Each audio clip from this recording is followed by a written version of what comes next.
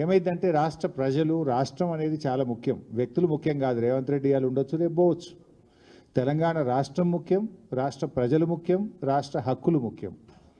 BRS party అనేది ఒక బాధ్యతాయుతమైనటువంటి ఉద్యమ పార్టీ. పోరాడి కేసీఆర్ గారి నాయకత్వంలో కానే కాదు రానే రాదన్న తెలంగాణ తెచ్చిన పార్టీ బీఆర్ఎస్ పార్టీ.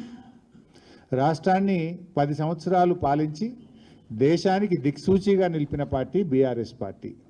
సో ఈరోజు ప్రతిపక్షంలో ఉన్న మేము నిర్మాణాత్మకమైన పాత్ర పోషిస్తాం.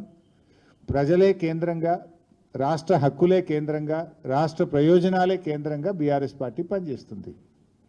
దురదృష్టం ఏంటంటే బాధ్యతాయుతమైన పదవిలో ఉన్న రేవంత్ రెడ్డి ప్రజలు, రాష్ట్రము, రాష్ట్ర హక్కులు కేంద్రంగా కాకుండా రాజకీయాలు కేంద్రంగా బురద జల్లడమే లక్ష్యంగా ఆయన మాట్లాడుతూ ఉన్నారు. So I appeal to the media, kindly ఎవరు మాట్లాడినా కూడా అవాస్తవాలు ఉంటే మీ దగ్గర ఆధారాలు ఉంటాయి, మీకు అన్నీ తెలిసి ఉంటాయి, క్రాస్ చెక్ చేసి వార్తలు ప్రసారం చేయాలని, వార్తలు రాయాలని, నిజాలు ప్రజలకు అందించే విధానానికి మీ వంతు సహకారం ఉండాలని ఐ అపీల్. సరే, let's come to the subject.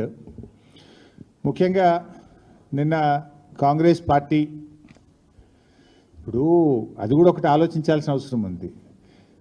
మీరు పెట్టింది ప్రగతి భవన్లో ప్రజెంటేషన్, ఇచ్చింది అధికారిక హోదాలో. ఓన్లీ కాంగ్రెస్ ఎమ్మెల్యేనే పిలుచుకుంటారా? దాన్ని అందరిని పిలవాలి కదా. If it is the official presentation, why not to all? Gandhi భవన్లో పెట్టుకోలే కదా మీరు.